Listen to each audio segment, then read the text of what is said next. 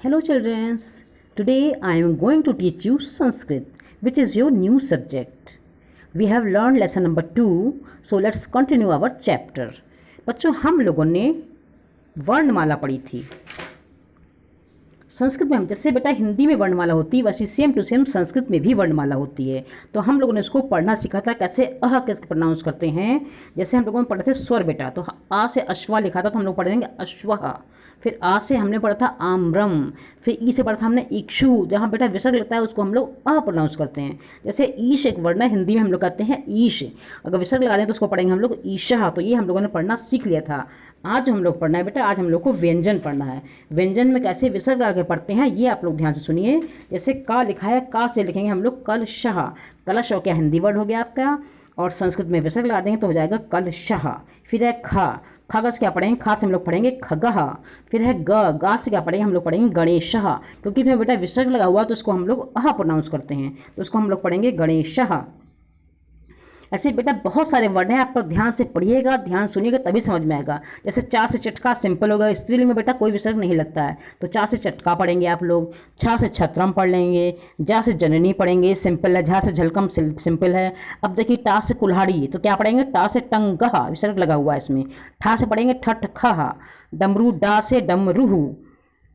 ढा से ढक्का, ता से तूलिका, था से था। बेटा था मीन्स होता है पर्वत, आपको पता नहीं होगा, नया वर्ड आपके लिए आ गया। संस्कृत में कहते हैं था मीन्स पर्वत, खाली था हिंदी में होता है और संस्कृत पढ़ोगे तो हो जाएगा था मीन्स पर्वत। दा से देवालय मीन्स होता है मंदिर। धा से धनु, सब जानते हैं धनुष होता है। ना से नारिकेला, विसर्ग लग जाएगा तो पढ़ेंगे आप लोग नारिकेला। आज आपको यही पढ़ना है ध्यान से कि किस तरह से पढ़ना है। पा से पत्रम, फा से फलम, बा से बकह, भा से भवनम, मा से मयूरः। अब देखिए अब पर्यायवाची हिंदी में पढ़ते होंगे तो मयूर शब्द पढ़ा होगा आपने, तो मयूर में विसर्ग लगा देंगे तो क्या हो जाएगा, ये मयूरः बन जाएगा। या से फिर यक्षः, रा से रजकः, ला से लूता, वा से वानरः, शा से शारदा। बेटा स्त्रीलिंग शब्दों में के प्रोनाउंस नहीं करते हैं। शा से षटपद, सा से सारिका, हा से हलम, छा से क्षेत्रम, त्रा से त्रिशूलम और ज्ञा से ज्ञानी। ये हो गया आपके व्यंजन। अब देखिए हम लोगों ने बेटा स्वर व्यंजन तो संस्कृत में पढ़ लिया, लेकिन स्वर के भेद भी होते हैं, आप लोग पता ही है, आप लोग हिंदी में जरूर पढ़ा होगा, वैसे सेम टू सेम बेटा संस्कृत में भी वैसे ही होते हैं। अब स्वर में क्या भेद होते हैं, पहला होता है इसमें ह्रस्व स्वर। बेटा ह्रस्व मीन्स होता है छोटा, जिसके उच्चारण में सबसे कम समय लगता है उसे हम लोग कहते हैं ह्रस्व स्वर। बेटा सेकंड होता है इसमें दीर्घ स्वर। ये क्या होता है, जिसके उच्चारण में थोड़ा सा समय ज़्यादा लगता है उसे कहते हैं हम लोग दीर्घ स्वर। फिर नेक्स्ट बेटा आता है प्लुत स्वर। इसको हम लोग क्या कहते हैं, इसके उच्चारण में सबसे ज़्यादा समय लगता है उसे हम लोग कहते हैं प्लुत स्वर।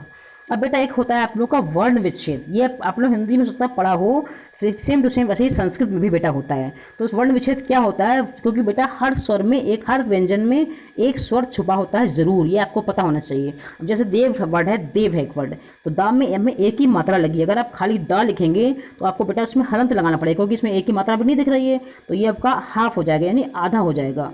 तो देव में क्या करोगे, दा में एक ही मात्रा लगाओगे, देव वर्ड कंप्लीट बन जाएगा। और वहाँ पूरा कंप्लीट है तो क्या करोगे आप, दा में हलंत लगा दोगे और एक ही मात्रा लगा दोगे, तो ये हो जाएगा दे। फिर वाह को प्रोनाउंस करो तो बेटा वाह बोलोगे तो छोटा आ निकलेगा। कभी ये वाह अकेले बोल के देखो तो वह छोटा आ निकल रहा है ना, तो वाह प्लस आ हो जाएगा। तो वर्ण विच्छेद कैसा होता है, व्यंजनों को स्वरों से अलग करने को हम लोग कहते हैं वर्ण विच्छेद।